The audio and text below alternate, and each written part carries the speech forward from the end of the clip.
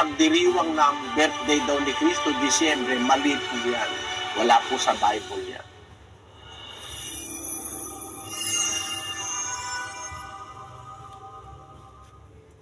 Bakit daw ipinagdiriwang ang Pasko?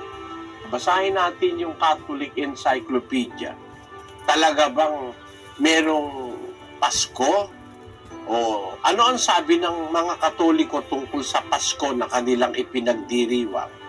Ito po ay mismong libro na ng Iglesia Katolika nagsasabi, yung Catholic Encyclopedia. Sila ang gumawa nito. Hindi po kami.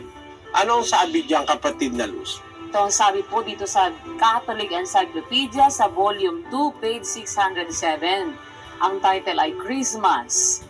The feast of the Savior's birth is called Christmas, the Mass of Christ. It is celebrated on December 25 and is one of the main feasts of the liturgical year. The actual date of the Lord's birth is unknown, and its commemoration was generally included in the Feast of the Manifestations or Epiphany, January 6, during the first 3 centuries of the Christian era. History. In about the year 330, however, the Church in Rome definitely assigned December 25 for the celebration in order to honor Christ, the light of the world, and the true Son of Justice. Tignan niyo yan, mga kapatid. Invento na naman yan, yung Christmas na yan. Ang sabi nila sa kanilang aklat, the actual date of the Lord's birth is unknown. Walang nakakaalam daw, sabi nila, ng eksaktong araw ng pagkapanganak ni Kristo. Kaya nung mga unang kasaysayan ng Katoliko, ipinagdiriwang nila yan sa Epiphany, na kung ipagdiwang Enero 6. Pero noong anyo 330, however, the Church in Rome definitely assigned December 25 for the celebration. Ang Iglesia sa Roma ay itinakda nila ang wika yung Disyembre 25 para ipagdiwang yung Pasko o yung Misa ni Kristo. Christmas, Mass of Christ. Puro invento talaga, wala sa Biblia eh. Walang batayan. Hindi naman pwedeng si Kristo ay panganak ng December 25. Mga kababayan. Kasi, nung ipanganak si Kristo, meron pong mga pastor ng tupa doon sa Bethlehem na nagpapakain ng tupa nila sa gabi. Kaya ngayon ang nandun sa awitin na kinakanta-kanta ng Katoliko yun eh. Sabi ron, the first Noel, the angel did say, was to certain poor shepherds in fields as they lay, in fields where they lay in keeping their sheep. Yon, tama yun eh.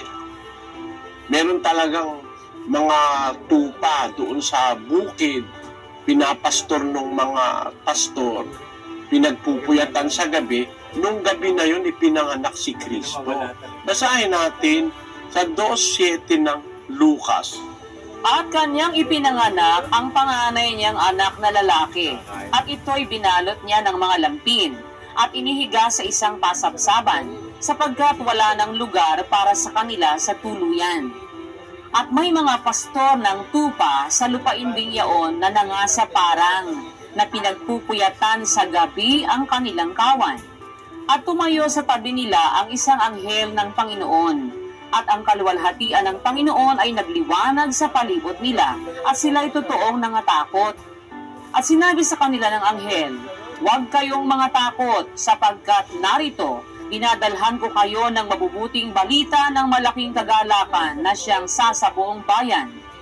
Sapagkat ipinanganak sa inyo ngayon sa bayan ni David ang isang tagapagligtas, na siya ang Kristo, ang Panginoon. Nakita nyo, nung ipanganak si Kristo, ibinalita nung anghel na naipanganak na siya nung gabi na yon. Ang pinagbalitaan yung mga pastor na nasa parang na nagpupuyat, na yung kanilang mga tupa ay pinakakain sa parang. O paano magiging Disyembre yan? Samantalang pagka Disyembre, tingnan ninyo ang itsura ng Bethlehem kung saan pinanganak si Kristo. Pagka Disyembre, Nobyembre pa lang, umuulan na ng yelo dun sa Bethlehem. Pagka po Disyembre, ay makapal na ang yelo dun. Mga kapatid, makapal na yelo. Pwede ba naman na si Kristo ipanganak ng Disyembre na makapalang yelo, yung mga tupa nandun sa bukid? Ano kakainin nun? Puro yelo. At saka yung mga pastor. Sinong pastor ang magtiyatiyaga sa gabi na ilalabas niya yung kanyang kawan ng tupa? Puro yelo yung pupuntahan nila. Hindi naman kumakain ng yelo yung mga... At saka napakahirap naman siya yata nung nasa gitna ka ng katakot-takot na yelo. Gabi. Hindi mangyayari yan sa Disyembre. Wala pong possibility na si Kristo pinanganak ng Disyembre, mga kababayan. Yung pagdiriwang na birthday daw ni Kristo, Disyembre, mali po yan. Manapa, sang-ayon po sa mga nagsuri sa kasaysayan at saka sa Biblia, sa mga scholar, si Kristo ipinanganak na maaaring Setyembre, katapusan ng Setyembre o unang linggo ng Oktubre. Yan po, wala pang yelo noon. Ayun. Yan po ang sabi ng mga nag-aral. Pero para sa akin, ay kahit hindi ko alam kailan ipinanganak ang Panginoong Hesus, kung anong araw, ang mahalaga si Kristo, yung ipinanganak, hindi yung kapanganakan. Hindi ko naman alam. Ang mahalaga sa iyo, yung ipinanganak si Kristo mismo. Kasi wala nga tayong mababasa sa Biblia kung anong araw at oras Ganun po yun. Kaya yung pagdiriwang ng Pasko, wala po sa Bible yan.